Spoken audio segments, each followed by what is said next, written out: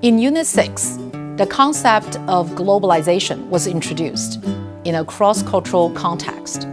In the following interview, you will hear some respondents from different nations sharing how they view globalization.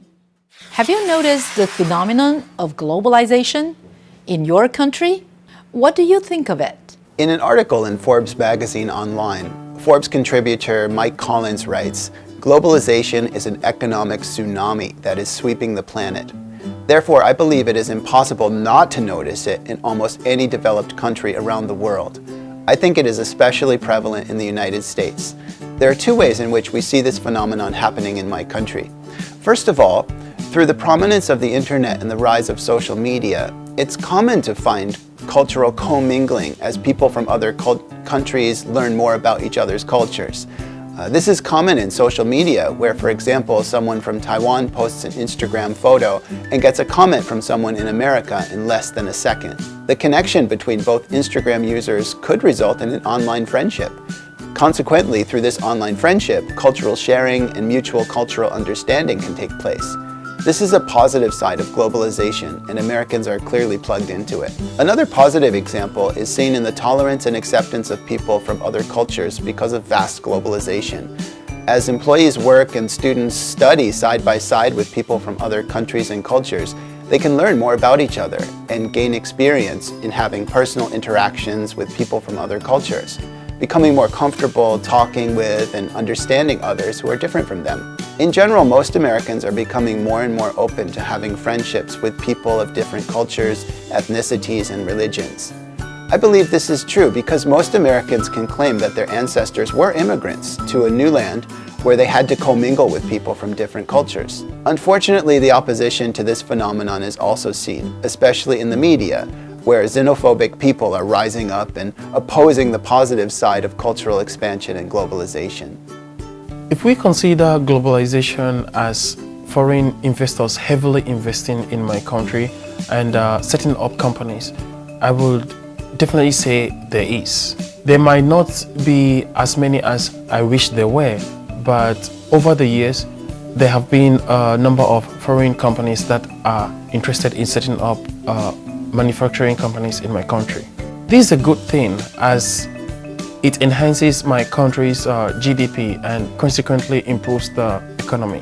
If we also look at globalization as in terms of culture and way of life, I would say that we are right on track.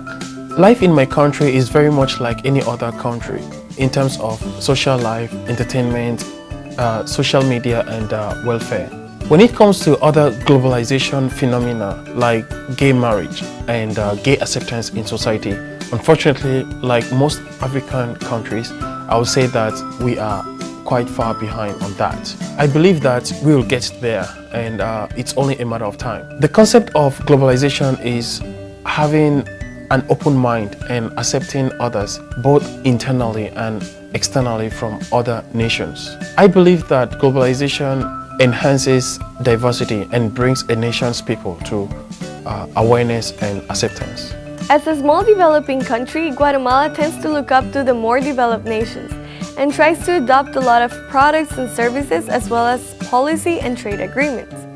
This has resulted in an increase of international companies inside the country and a lot of franchises and business ideas that are trendy in the global market to be introduced in our environment. I believe this is a normal behavior as the barriers between countries have become less and less evident. As a developing country, this increases the amount of opportunities for Guatemalans to be competitive on the global level. It also attracts big multinational companies to come to invest in the country because of the cheap labor. This has been argued to be unfair for the country, where the multinational company is introduced, and for the native country of the same company because it employs less of its people and underpays people from other nations. However, I believe that in countries such as Guatemala, where more than half of the population lives under the poverty line, this represents a great opportunity to them. Nevertheless, I strongly believe that these companies should be regulated to ensure the well-being of the worker and to give them a dignified salary and working environment. In terms of culture, people have been adopting foreign tendencies in music, fashion, and activities. This is a normal behavior with the availability of connections there are today due to the internet. It is inevitable that people feel attracted to what is in bigger and more influential countries. However, I think that people should still continue to value their own culture without only accepting the globalized one, because if we adopt globalized tendencies, we will eventually forget our own, which are the characteristics that make us unique and unify as Guatemalans. Yes, the most obvious sign is that we have more foreign brands and products in our daily lives. For example, in Taipei, especially near the Xinyi district, there are more and more foreign restaurants and clothing shops that we used to see only abroad. More job opportunities require their employees to be able to speak at least English. Everything that we could see in this area clearly shows how much the city has changed and how many more interactions we get to have with countries abroad. Now we can easily get a t-shirt from H&M, having pasta in Vapiano, and also try beer and all kinds of sweets in the newly established Christmas market in this area. I've noticed that more foreign tourists, exchange students, and interns are coming to Taiwan now. This was not as common when I was a child, and most people were afraid of speaking English then because it was not something commonly spoken here. In Taipei 101, the most famous restaurant, Din Tai Fung, has their menu in all languages. I have noticed one time that they started recruiting foreign waitresses now, which demonstrates how much more we interact with people from all parts of the world. Apart from the incoming tourists and foreign enterprises, more Taiwanese tend to put more emphasis on improving their language skills. Many students have begun to gain the concept of learning a second foreign language, so French, Spanish, and German have become the three most popular languages among them. At my university, no matter which department we are from, we can always hear someone planning to choose language elective courses or simply plunge themselves into language courses off campus. It has also become more common for people to fly abroad since we can find many budget airlines right now going to all parts of the world. Many more agencies provide chances for us to work as volunteers abroad as well. And with all these examples, it is clear that we can always find more economic ways to have different cultural experiences right now. Taiwan is definitely trying to live on the positive side of globalization. In the 1990s, globalization seemed to be saving the world. New markets were opening, capitalism had won, and democratization was spreading. Digital technology was developing, and soon the internet would connect the world. It seemed like everyone would benefit from free trade with the World Trade Organization, or WTO. However, globalization is pretty much just capitalism on a global scale, and the primary purpose of capitalism is for businesses to make a profit. More money for owners and shareholders. On principle, that is not a bad thing, but the effects of the system are not always positive for everyone. There has been a lot of research and discussion about the effects of globalization. Poverty has been reduced in many countries, but the natural environment has been damaged and wars never stop. You might be surprised to know that globalization has had negative impacts on the United States too. However, I don't think globalization itself is the problem. After all, global trade and international connection seems positive. The problem is, because of competition, companies look for cheap labor and move factories to countries such as Mexico and China. Also, workers in the US and other countries are losing their jobs as automation, for example by using robots, becomes more common. At the same time, coal mines have closed for different reasons, including awareness of global warming. These and other trends have negatively affected people in rural areas all over the United States. They have not been able to keep up with the changes, have become unemployed, and have felt left behind by globalization. Apparently, these people liked Donald Trump's anti-globalization message and voted for him to be president because he said he would bring back their jobs. Only time will tell if he actually can. Ultimately, globalization has caused economies to change. Globalization has opened more doors to progress for some, as it's closed them for others. Are you willing to adopt the practice and accent of a foreign culture for an outsourced job? Well, I'm totally willing to adopt the practice and accent of a foreign culture for work overseas, but I would say that I'm an unusual case in the United States. For me, with my profession being teaching English as a foreign language, I completely welcome the changes involved in working overseas. This is just par for the course when it comes to working in my field. Indeed, there's no other way to have an overseas job without expecting to adapt the practice and accent of a foreign culture. I say that I'm an unusual case because I'm not someone who works as a professional in my country and is forced to move away from my homeland for work. This is my job, teaching English in Taiwan, and I chose this profession of my own free will. But I suppose I can understand the perspective of the professional who never intended to work overseas, but has no choice for his or her job. For example, if a business manager in New York City were suddenly transferred to Mumbai in India to train employees, it would be a very difficult thing to adopt the culture and lifestyle of India while trying to understand the mindset and worldview of Indian employees. This could be something that the manager never intended to do. Maybe he or she would have to uproot his or her family from the US and move overseas without being able to return home for at least a year or until the contract is up. This unwillingness may cause bitterness and resentment in the mind of the American business professional.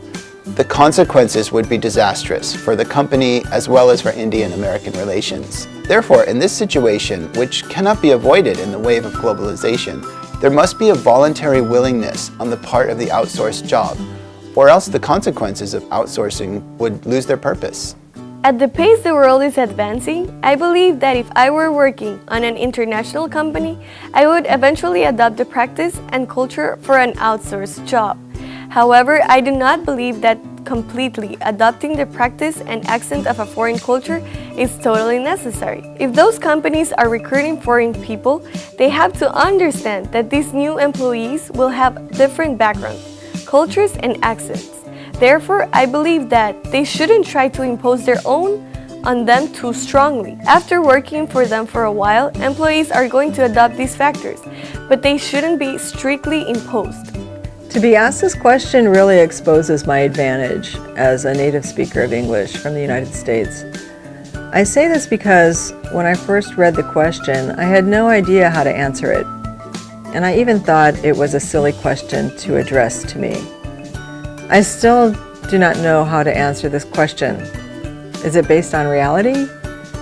I suppose if having such a job would provide me and my family a chance at a better life, I would give it a try, because I am pretty pragmatic and willing to give most things a try. I like to learn languages. I have learned a basic level of a few languages where I have traveled and have done well with Mandarin. I originally went to China and then came to Taiwan in order to study Mandarin. Learning Mandarin has been key to a fulfilling life experience here in Taiwan. However, I also know that learning a language impacts one's identity and even how one tends to behave. This can be personally fulfilling, but also challenging. I think the challenge for those who are working as customer service personnel at call centers is that they're less likely to be able to build relationships with people from the United States. Therefore, they might not be able to enjoy the personal benefits of learning and using a foreign accent. In addition, if they are forced to wear American clothes and working hours are based on the North American clock, the work could be emotionally depressing and physically unhealthy. From the perspective of a language teacher who understands the complexity and variety of English around the world, I would rather that American customers be trained to understand and appreciate the different Englishes spoken in different countries.